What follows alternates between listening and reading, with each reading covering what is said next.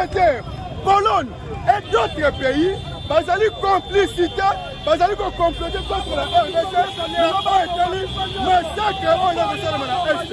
Yango wana, biso ba Congolais, il est temps de se prendre en charge. On va se prendre en charge maintenant. On a quoi avec la communauté internationale? On est marre avec l'agression rwandaise.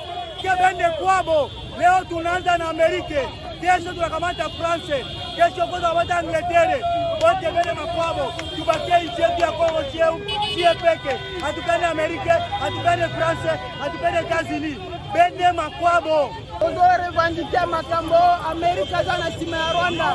Biso banda ko kanisa ke eza Rwanda ndazo kunisa RDC. Mais na sima rango to mwanke ba Amerika nde bazo kunisa biso. Nde wana biso to boy. Tala president ya Pologne.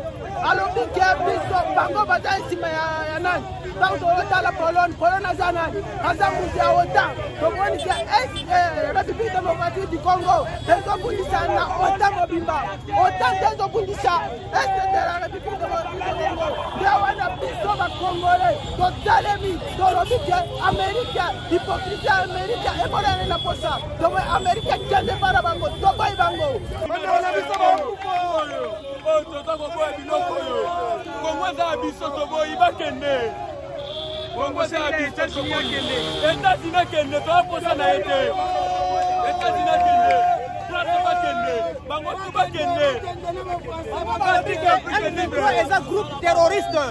Mais la charte des Nations Unies, on ne peut pas dialoguer avec un groupe terroriste. Maintenant, les États-Unis, Azali, continue, Kabito, RDC, donc on négocier, on dialoguer avec un groupe terroriste. C'est du jamais vu. Pourquoi les États-Unis n'avaient pas dialogué avec le monsieur là? Alamuka, Moka na yeza ndaje, Alamuka.